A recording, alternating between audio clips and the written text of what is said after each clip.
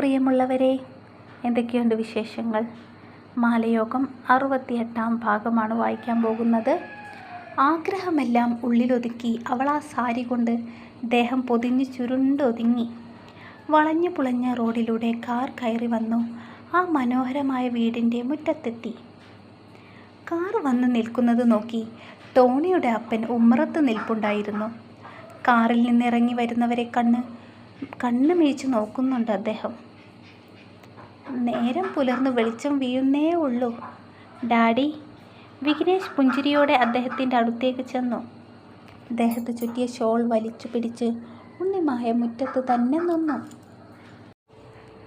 കോടമഞ്ഞ് അവളെ ചുറ്റി തഴുകി മറഞ്ഞു. ടോണിയുടെ കൂട്ടുകാരനല്ലയോ മുൻപൊരിക്കൽ ഇവിടെ വന്ന?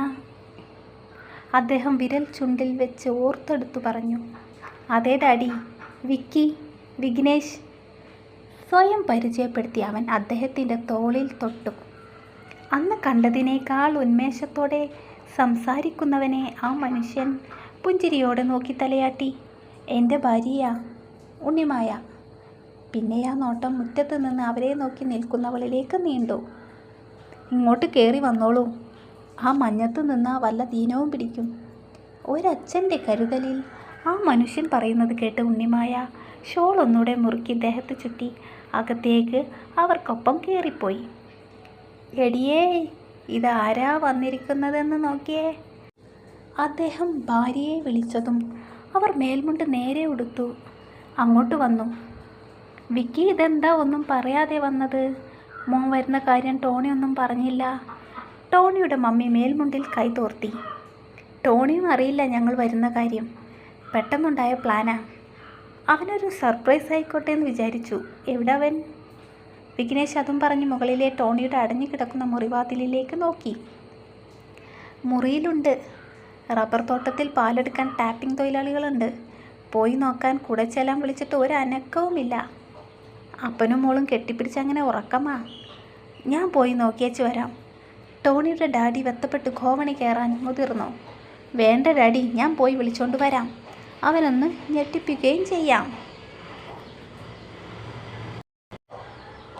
വിഘ്നേഷ് ധൃതിയിൽ ഖോവണിപ്പടികൾ കയറിപ്പോയപ്പോൾ ഉണ്ണിമായ അവരെ ഒന്ന് തിരിഞ്ഞു നോക്കി പുഞ്ചിരിച്ച് എന്നിട്ട് ആ പോയവൻ്റെ കൂടെ കയറിപ്പോയി. വിഘ്നേഷ് വാതിലിൽ പതിയെ തട്ടി. ദാ വരുന്നു ഡാഡി. മനുഷ്യനെ കിടക്കാനും സമ്മതിക്കില്ല. മുഷിപ്പോടെയുള്ള അവൻ്റെ അലർച്ച മുറിക്കകത്ത് നിന്ന് കേൾക്കാം. വിഘ്നേഷിന് പിറകിൽ അന്താളിച്ച് നിൽക്കുന്നവളെ അതിശയത്തോടെ നോക്കി വിഘ്നേഷ് കണ്ണിറക്കി. ഇയാൾ ഇത്രയും ജോളിയായിരുന്നോ എന്ന് ഒരു നിമിഷം അവൾ ചിന്തിച്ചു പോയി. പൊടുന്നനെ വാതിൽ തുറന്നതും മറുവശത്തേക്ക് നോക്കി, അതായത് ഉണ്ണിമായെ നോക്കി കണ്ണുറക്കി നിൽക്കുന്ന തൻ്റെ പ്രിയ കൂട്ടുകാരനെ കണ്ട് ടോണിയുടെ മിഴികൾ പുറത്തേക്ക് വന്നു. നീ എന്നതാടാ പട്ടരെ ഈ കൊച്ചു വെളുപ്പാങ്കാലത്ത്? അവൻ ആ ഞെട്ടലിൽ തന്നെ മുറിക്കകത്ത് നിന്ന് വെളിയിലേക്ക് വന്നു. ഞാൻ മാത്രമല്ലടാ, എൻ്റെ കൂടെ വേറൊരാളും കൂടെ ഉണ്ട്. പുതപ്പ് ഉടുമുണ്ടായി ധരിച്ചു വരുന്നവനെ അടിമുടി നോക്കുകയും അവനെ ഉണ്ണിമായ ആ വേഷത്തിൽ കാണരുതെന്ന മുൻകരുതലിലായിരുന്നു വിഘ്നേഷ്. അപ്പോഴേക്കും വലിയ ദേഹം വിഘ്നേഷിൻ്റെ മുമ്പിലേക്ക് ചാടി വന്നിരുന്നു. ഹാൻഡ് ഗ്രില്ലിൽ ചാരി നിൽക്കുന്ന പെണ്ണിനെ ഒരു നിമിഷമൊന്ന് നോക്കി കണ്ണു തുറന്നടച്ചു. ടോണി മുറിയിലേക്ക് ഒറ്റ ഓട്ടം. എടാ, അതാരാ? നിൻ്റെ ഭാര്യയാ? മുറിക്കുള്ളിൽ നിന്ന് വസ്ത്രം മാറുന്നതിനിടെ ടോണി ചെറുശബ്ദത്തിൽ തിരക്കി. അവനാകെ വെപ്രാളമാണ്. അല്ലാതെ വല്ല പെണ്ണുങ്ങളെയും കൊണ്ട് വിഘ്നേഷ് വരുമെന്ന് നിനക്ക് തോന്നുന്നുണ്ടോ? എൻ്റെ പെണ്ണാടാ. കട്ടിലയുടെ ഇരുവശത്തും കൈയമർത്തി മുറിയിലേക്കൊന്ന് ആഞ്ഞു നിന്നുകൊണ്ട് പറഞ്ഞു. എൻ്റെ അമ്മോ, പട്ടർക്ക് വാവച്ചല്ലോ. വസ്ത്രം ധരിച്ചപ്പോൾ കൂടുതൽ ആത്മവിശ്വാസത്തോടെ ടോണി പുറത്തു ചാടി. ഉണ്ണിമായ, ഇതാണ് എൻ്റെ കോളേജ് മേറ്റും ഉറ്റ സുഹൃത്തുമായ ടോണി. വിഘ്നേഷ് കൈ പിണച്ച് കെട്ടി നിൽക്കുന്നവനെ നെഞ്ചോട് ചേർത്തുകൊണ്ട് ഉണ്ണിമായുടെ മുൻപിലേക്ക് ചെന്നു. അവൾ പ്രസന്നമായ മുഖത്തോടെ അവരെ നോക്കി. എടാ, ഇന്നലെ നൈറ്റ് ഫുള്ള് ഡ്രൈവിംഗ് ആയിരുന്നു. നല്ല ക്ഷീണമുണ്ട്. നന്നായി ഒന്ന് ഉറങ്ങണം. വിഘ്നേഷ് കൈ ഒന്ന് ഉയർത്തി അങ്ങോട്ടും ഇങ്ങോട്ടും തിരിഞ്ഞു ഞൊട്ടയിട്ടു. അതിനെന്താ, ഇവിടെ ഉറങ്ങിക്കോ. ഇനി ഇവിടെ നിന്ന് 2 ദിവസം താമസിച്ചിട്ട് പോയാൽ മതി രണ്ടാളും. ടോണി ഒന്നുകൂടെ അവനെ ഇറുക്കി വരിഞ്ഞു പിടിച്ചു. അത് പറ്റില്ലടാ ടോണി, നീ ഞങ്ങൾക്ക് ഇവിടെ അടുത്തൊരു താമസം റെഡിയാക്കി താ. വിഘ്നേഷ് അവനോട് കെഞ്ചും പോലെ അഭിനയിച്ചു. നിങ്ങൾക്ക് ഇവിടെ താമസിച്ചുകൂടെ? അവൻ വിടർന്ന മിഴികളോടെ രണ്ടുപേരെയും നോക്കി. എടോ അച്ചായ, സവാരി ഗിരി ഗിരി. വിഘ്നേഷ് ഒരു കള്ളച്ചിരിയോടെ ടോണിയുടെ വയറ്റിൽ വിരൽ കുത്തി തിരിച്ചു അവനെ ഇക്കിളിപ്പെടുത്തി. ഓ ഓ, മനസ്സിലായി, ഒരുമിച്ച് താമസിക്കാൻ. ശരിപ്പെടുത്താം. ഇക്കിളി പൂണ്ട് അവനൊന്ന് തുള്ളിച്ചാടി. അവരുടെ രണ്ടാളുടെയും കോപ്രായം കണ്ട് തൊലിയുരിഞ്ഞൊരുത്തി ആ കൊടുന്തണുപ്പിലും വിയർത്തൊലിച്ചവിടെ നിന്നു. അടുക്കളയിലെത്തിയപ്പോൾ അവൻ്റെ അമ്മച്ചി എന്തൊക്കെയോ ആദി പിടിച്ചുള്ള പണിത്തിരക്കിലായിരുന്നു. വിരുന്നുകാർക്ക് പ്രാതലുണ്ടാക്കലാണ് ഉദ്ദേശം. എന്നതാ മമ്മി രാവിലത്തേക്ക്? ടോണി ഉറക്കെ ചോദിച്ചുകൊണ്ട് അടുക്കളയിലെത്തി. പുറകിലായി വിഘ്നേഷും അവന് പുറകിൽ ഉണ്ണിമായ. വെള്ളപ്പവും ഇടിയപ്പവും ഉണ്ട്. കറി എന്നതാ ഉണ്ടാക്കുക? അമ്മച്ചി മകനെ തിരിഞ്ഞു നോക്കി. ജീവനുള്ളതിനെ കൊന്നതൊന്നും ഇവർ തിന്നില്ല മമ്മി. വേറെന്തെങ്കിലും മാറ്റിപ്പിടിക്കാം. ടോണി ആ തിണ്ണയിലേക്ക് ചാരി നിന്നു. അവർ 3 പേരും ഒരുമിച്ച് ചേർന്ന് ബ്രേക്ക്ഫാസ്റ്റ് ഉണ്ടാക്കിയെടുത്തു. അപ്പോഴേക്കും ടിനുമോളും ഉണർന്ന് എഴുന്നേറ്റ് വന്നു. വിരുന്നുകാരെ കണ്ട് ആ കുറുമ്പി ചിണുങ്ങി നിന്നെങ്കിലും ഉണ്ണിമായ അവളെ വശത്താക്കി. ഉണ്ണിമായ അവളെ എടുത്തുകൊണ്ട് പല്ല് തേച്ച് മുഖവും കഴുകിക്കൊണ്ട് വന്ന് ടേബിളിലിരുത്തി. ആ കാഴ്ചകളൊക്കെ കണ്ട് ടോണിയുടെ മുഖത്തെ തെളിഞ്ഞ സന്തുഷ്ടി എല്ലാവരും ശ്രദ്ധിച്ചു. അവൻ്റെ കുഞ്ഞിനൊരു മമ്മി എന്നൊരു ചിന്ത അവനിൽ ഉണ്ടാവാൻ ആ അമ്മച്ചി മനമുരുകി പ്രാർത്ഥിച്ചു. ഡാഡിയുടെ ഓണർഷിപ്പിലുള്ള ലോഡ്ജുണ്ട് ഇവിടെ. മുകൾ ഭാഗം ഫ്രീയാ. നിങ്ങൾക്കതിൽ താമസിക്കാം. അതല്ല, അപ്പാർട്ട്മെൻറ്റ് വേണമെന്ന് നിർബന്ധമാണെങ്കിൽ ടൗണിൽ പോകേണ്ടി വരും. അപ്പോൾ ഈ ഗ്രീനറിയും തണുപ്പൊന്നും കിട്ടില്ല. പിന്നെ അതും പറഞ്ഞ് നിലവിളിക്കരുത്. ഇടിയപ്പം കറി ഒഴിച്ച് കൂട്ടി ഒരു പിടി പിടിച്ചു ടോണി അവൻ്റെ ആ ടോണിൽ ഉറക്കെ പറഞ്ഞു. ജാള്യതയോടെ തല കുനിക്കുന്നവളിലായിരുന്നു അപ്പോഴും വിഘ്നേഷിൻ്റെ നോട്ടം. എനിക്ക് കാത് കേൾക്കാം, പതുക്കെ പറഞ്ഞാൽ മതി.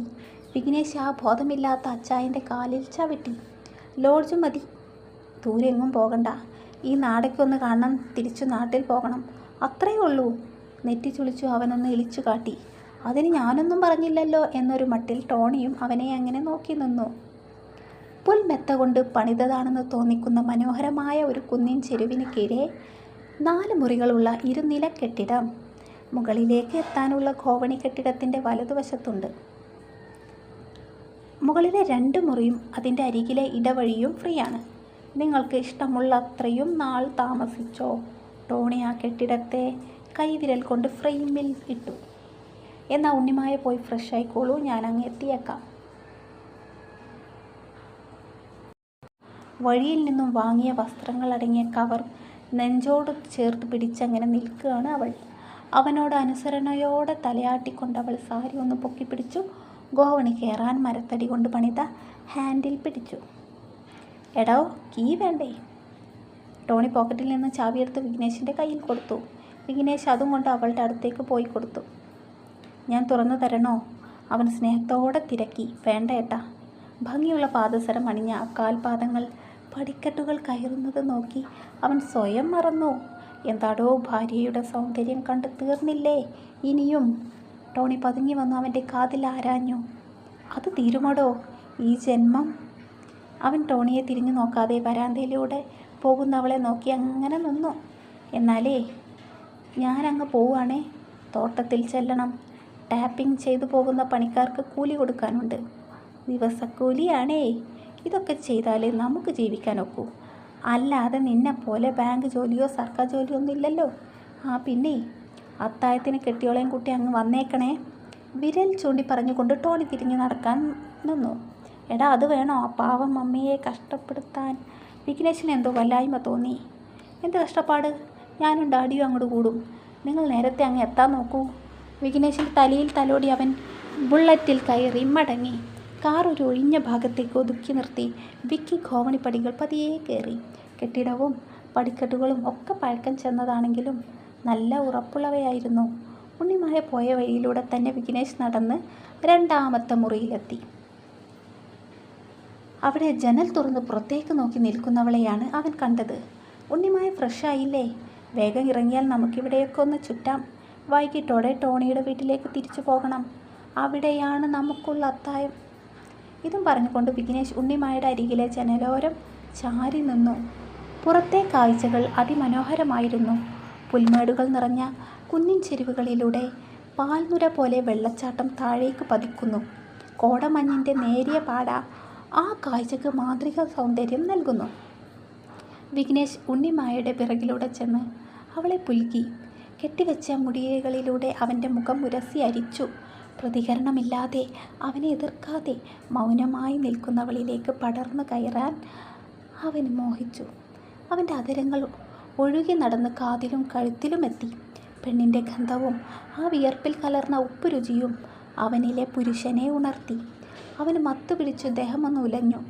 ഇക്കിളി കൂടി അവളൊന്ന് കുടഞ്ഞു. ഉള്ളിൽ നിന്നും ഒഴുകിയെത്തിയ ആർത്തനാദം അവൻ്റെ തലച്ചോറിനെ രതി പിടിപ്പിച്ചു.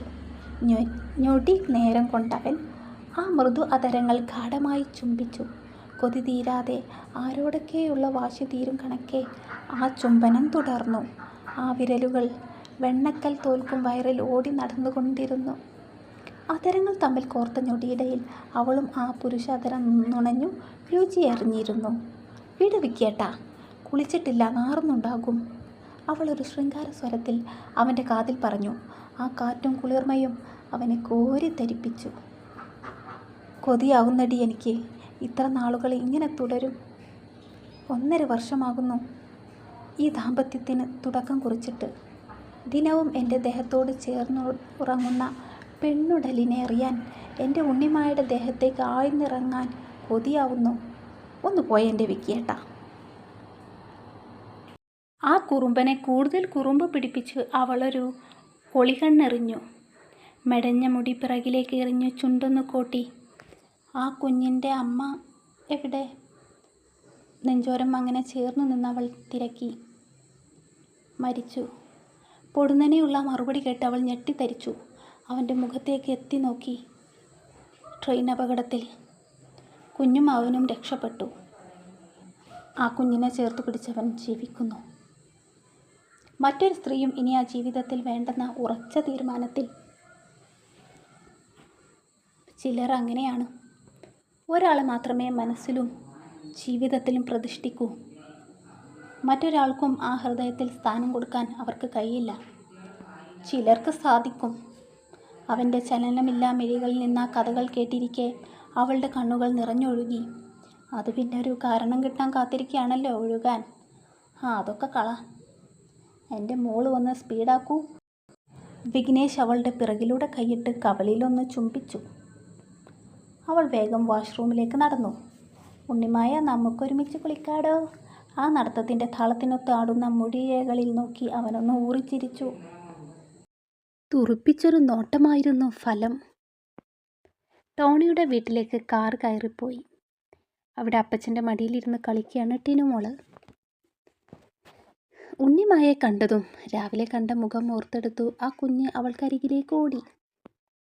കുഞ്ഞുങ്ങളെ താലോലിക്കാനും തലോടാനും അവരെ തന്നിലേക്ക് അടുപ്പിക്കാനും ഉണ്ണിമായ്ക്ക് പ്രത്യേകമായൊരു കഴിവുണ്ട്. എന്താ അതിൻ്റെ രഹസ്യം? ടിനുമോളെ എടുത്തുയർത്തി വയറിൽ മൂക്കുരസി ചിരിപ്പിക്കുന്നവളോടായി അവൻ ചിരിയോടെ തിരക്കി. തുടരും. ഇനി നിങ്ങൾ കേൾക്കാൻ പോവുക മാലയോഗത്തിൻ്റെ ക്ലൈമാക്സ് ആണ് കേട്ടോ. അതേ പിള്ളേരെ, ഇനി അവരെ പിരിയാൻ നമുക്ക് സമയമായി. ക്ലൈമാക്സ് വായിക്കാൻ ഞാൻ നേരിൽ വരാം. നിങ്ങൾ കാത്തിരിക്കണം കേട്ടോ. Thank you.